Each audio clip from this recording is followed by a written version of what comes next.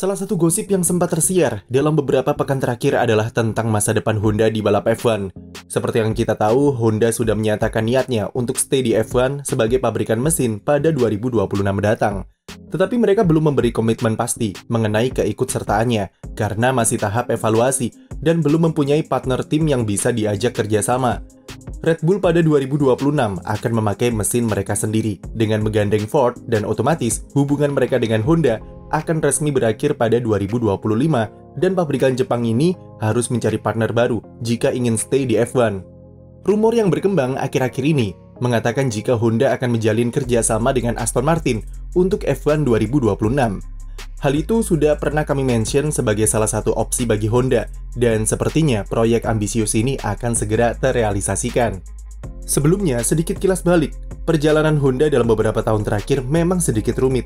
Pada Oktober 2020, mereka mengumumkan keluar dari balap F1 karena ingin fokus pengembangan mesin ramah lingkungan untuk mobil produksi massal. Tetapi karena kesuksesan Red Bull pada musim 2021, mereka memutuskan untuk melanjutkan pengembangan dan menyuplai mesin F1 sampai 2025. Sampai kemudian karena semakin berprestasi dan dominan di F1, Honda secara resmi comeback dengan brandingnya yang kembali muncul di mobil Red Bull pada GP Jepang tahun lalu. Pada akhirnya Honda tidak jadi pamit dan kita semua kena prank.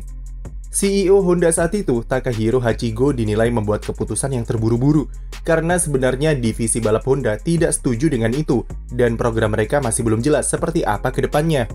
Pergantian CEO setahun setelahnya yang saat ini dijabat oleh Toshihiro Mibe mengubah sikap Honda untuk kembali memperkuat proyek F1 mereka bersama Red Bull sampai 2025.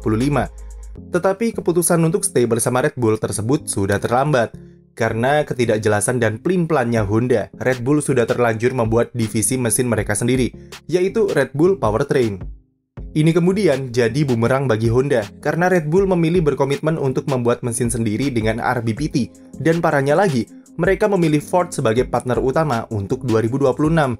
Selain itu, fasilitas mereka di Inggris juga sudah diambil alih oleh Red Bull Powertrain, membuat Honda pusing dan bingung memikirkan cara bagaimana supaya bisa stay di F1 pada 2026. Beberapa opsi sudah ditempuh oleh Honda dalam mencari partner kerjasama. McLaren sempat mereka dekati untuk mewujudkan reuni McLaren Honda part ketiga. Tetapi jika dilihat dari masa kelam mereka selama musim 2015 sampai 2017, banyak pihak yang ragu jika kedua belah pihak bisa bersatu kembali seperti dulu. Apalagi dengan progres McLaren yang menurun sejak penerapan mobil generasi baru membuat Honda berpikir dua kali untuk kembali jalin kerjasama. Meskipun baik McLaren dan Honda sudah sama-sama belajar dan berkembang secara positif sejak berpisah pada 2017, tapi reuni akan jadi opsi terakhir alias opsi kepepet.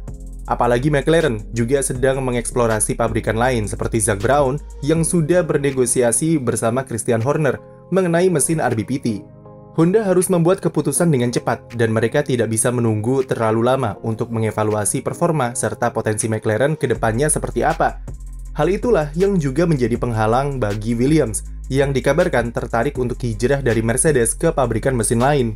Honda menjadi salah satu yang dipertimbangkan, tetapi karena standar pabrikan negeri Sakura ini cukup tinggi dengan prestasinya sekarang, maka sulit bagi Williams untuk bisa mendapatkan mesin mereka. Faktor tersebut membuat Aston Martin menjadi satu-satunya pilihan yang realistis bagi Honda untuk bisa diajak kerjasama pada 2026 mendatang. Aston Martin sekarang masih terikat cukup kuat dengan Mercedes sebagai penyuplai mesin serta beberapa komponen mobil lain seperti gearbox dan suspensi belakang. Jika melihat hubungannya dengan Mercedes dan Daimler selaku induk perusahaan mereka, tentu hijrah ke mesin Honda adalah sesuatu yang tidak masuk akal secara branding. Tetapi semua bisa terjadi jika ada campur tangan Lawrence Stroll di dalamnya. Tim Aston Martin di F1 adalah entitas terpisah dari Aston Martin Lagonda yang fokus ke branding mobil sport dan mewahnya. Ambisi besarnya di F1 untuk membuat tim juara tidak bisa diremehkan begitu saja, dan Stroll sudah pasti akan memakai semua cara yang ada untuk mewujudkan impiannya tersebut. Progres signifikan yang mereka buat musim ini akan membuat Stroll berpikir jika timnya punya potensi besar ke depannya, dan ia akan memastikan masa depan itu sedini mungkin. Salah satu yang Lawrence Stroll lakukan adalah mengurangi ketergantungan terhadap tim pabrikan yang sekarang menjadi rival mereka di F1. Hal itu sudah dilakukan dengan membangun fasilitas pabrik baru. Aston Martin yang sebelumnya berbagi wind tunnel dengan Mercedes secara perlahan akan pindah untuk memakai wind tunnel mereka sendiri. Pembangunan pabrik baru juga membuat Aston Martin bisa membuat komponen mobil mereka sendiri seperti suspensi dan gearbox yang selama ini disuplai Mercedes. Indikasinya sudah terlihat dari komentar Direktur Teknis Aston, yaitu Dan Follows, yang mengatakan jika timnya terbuka untuk mengurangi ketergantungan dari Mercedes. Mengurangi ketergantungan adalah sebuah langkah yang harus diambil jika ingin step up sebagai tim independen. Memutuskan nasib sendiri dan menentukan arah development mobil secara mandiri adalah sebuah privilege yang sangat besar di F1. Red Bull sudah membuktikannya dengan kebebasan yang dipunya. Mereka bisa membuat mobil yang kompetitif serta tim yang sempurna. Ketika Aston Martin sudah bisa membuat gearbox dan suspensi mereka sendiri, maka semuanya akan lebih mudah setelah itu, baik dari segi desain mobil yang lebih bebas sampai persoalan penyuplai mesin. Bahkan kalaupun mereka stay bersama Mercedes pada 2026 nanti, selama Aston Martin bisa membuat komponen mobil sendiri, itu pun tidak masalah dan bisa dimaksimalkan dengan baik. Namun jika Stroll ingin timnya menjadi independen atau berdiri sendiri secara utuh, maka dia harus mencari penyuplai mesin lain yang bisa diajak kerjasama sebagai tim pabrikan. Dan jawaban satu-satunya bagi Stroll adalah beralih ke Honda. Honda akan mereplikasi model kerjasamanya dengan Red Bull. Semua urusan tentang mesin akan diserahkan ke Honda dan integrasinya ke mobil akan lebih mudah karena Aston Martin bisa membuat gearbox-nya serta bodi belakangnya sendiri. Keduanya akan menjadi simbiosis mutualisme dengan Honda yang butuh tim untuk 2026 dan Stroll yang mencari penyuplai mesin handal untuk mewujudkan ambisinya. Sekarang tinggal permainan politik saja yang jadi tantangan bagi Stroll dan Aston Martin. Pengaruh Daimler selaku induk perusahaan Mercedes yang kuat di Aston Martin mungkin akan menghalangi langkah Stroll untuk menggait Honda ke timnya.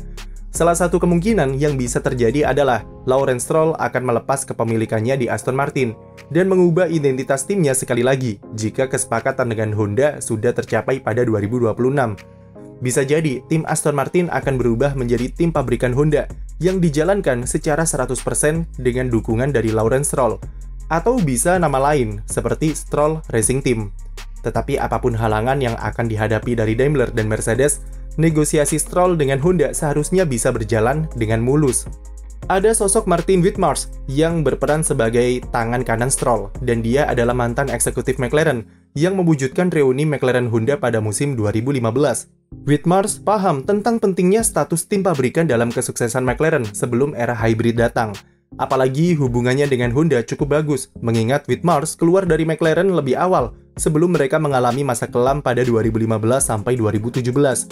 Tinggal relasi dengan Alonso saja yang belum dinormalisasi, mengingat Honda sempat dendam kesumat dengan pembalap Spanyol tersebut yang merosting habis-habisan mesin mereka semasa di McLaren. Namun dengan usia Alonso saat ini yang sudah menginjak 41 tahun, sepertinya sulit membayangkan akan balapan di Aston Martin sampai 2026.